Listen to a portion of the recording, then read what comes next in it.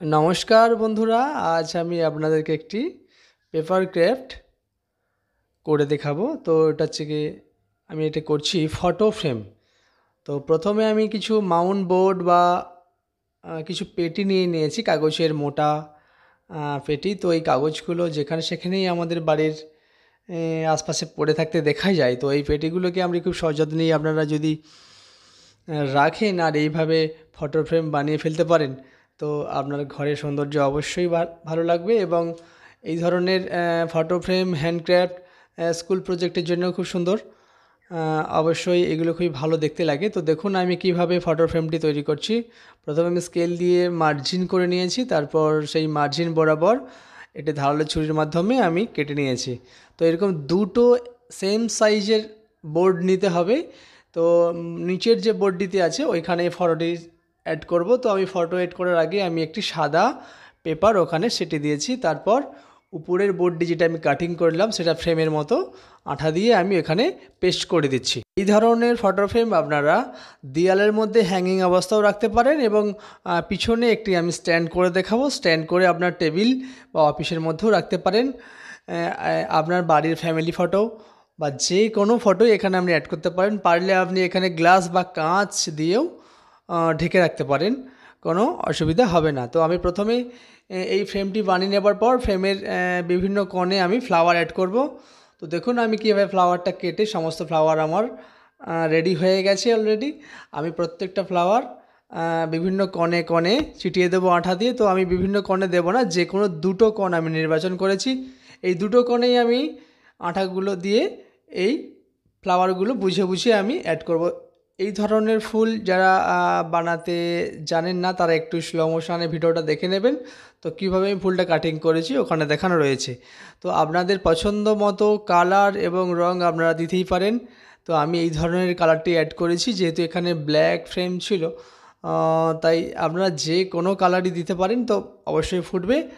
আর তবে আমি সমস্ত ফুলগুলো এখানে অ্যাড করে দেব। আমি কিছু কুঁড়ি ফুল অ্যাড করছি। এই বড় বড় ফোটা ফুলগুলোকে হাফ বা 3 ভাগ করে নিয়েছি। কুঁড়ি ফুলগুলো অ্যাড হয়ে গেছে। এবার আমি কিছু এর মধ্যে পাতা অ্যাড করব। তো পাতার জন্য আপনাদেরকে কিছু সবুজ পেপার নিয়ে নিতে হবে। বিভিন্ন কালারের সবুজ পেপার আপনি নিতেই পারেন। আর আমি প্রথমে পাতার মধ্যে ড্র করে নিয়েছি কীভাবে পাতার শেপটা দেবো, নাহলে আমার ফ্রেমের বাইরে বেরিয়ে যেতে পারে। তাই আমি এইভাবে সমস্ত পাতাগুলোই আমার কাটা হয়ে গেছে। এবারে আমি প্রথমে পাতাগুলো এখানে অ্যাড করব। তো পাতাগুলো অ্যাড করতে গেলে আমাকে আঠার প্রয়োজন। তো যে কোনো আঠায় আপনারা ব্যবহার করতে পারেন। আমি আঠাগুলো দিয়ে প্রথমে ড্র করে নিচ্ছি কোথায় কোথায় পাতাগুলো কীভাবে দেব। তো ডিপ ডিপ যে পাতাগুলো রয়েছে সেগুলো আমি নিচের দিকে দেওয়ার চেষ্টা করব এবং হালকা কচি পাতাগুলো উপর দিকে দেবো। আমার সমস্ত পাতাগুলো যখন দেয়া হয়ে যাবে, আমি প্রত্যেকটি ফুলের যে মিডলগুলো রয়েছে, তো মিডলে আমি কিছু স্টোন বা জড়ি অ্যাড করতে পারি। আপনারা যে কোনো বা জামার বোতাম অ্যাড করতে পারেন, বেশ ভালোই লাগবে। তো আমি এখানে কিছু সোলার বলও আপনারা হাফ করে সোলার বল প্রত্যেকটা ফুলের মাঝারে মাঝারে সোলার বলগুলো দিতে পারেন। তো সোলার বলগুলোকে আপনারা পারলে কালারও করতে পারেন বা হোয়াইট রাখতে পারেন। দেখুন আমি সমস্ত পাতাগুলোই হোয়াইট রেখেছি। তো আপনারা চাইলে যে কোনো কালারিং বল প্রত্যেকটা ফুলের মাঝে দেবেন, বেশ ভালো লাগবে। এবার আমি স্ট্যান্ডটি বানাবো। এই ফটো ফ্রেমটিকে ধরে রাখার জন্য পিছনে একটা স্ট্যান্ডের দরকার হয়। তো দেখুন আমি যেভাবে অ্যাকচুয়ালি ফটো ফ্রেম এটা কাগজের বানানো হচ্ছে। সত্যিকারের যে ফটো ফ্রেমগুলো বানানো হয় কার্ডবোর্ডের, ঠিক সেম সাইজের এরকম একটা কার্ডবোর্ড আপনারা দেখতে পাবেন। তাই আমি ঠিক সেই সেম ধরনেরই একটি কাগজকে কেটে স্ট্যান্ডটা বানিয়ে ফেলেছি। তো আপনারা চাইলে হ্যাঙ্গিং করতে পারেন ঝোলাবার জন্যে। আপনাকে পিছনে সুতো অ্যাড করতে হবে।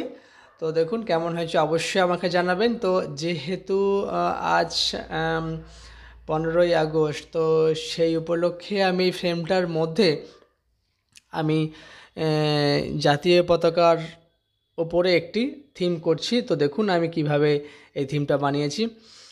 তো পায়রাগুলোকেও আমি সেমভাবে প্রথমে ড্র করে নিয়ে কাঁচির সাহায্যে কেটে নিয়েছি, তারপর একটু আলো ছায়া দিয়ে পতাকা অ্যাড করে দিয়েছি। Happy independence day. ধন্যবাদ, নমস্কার। কচুপথ আর্ট অ্যান্ড ক্রাফট স্কুল।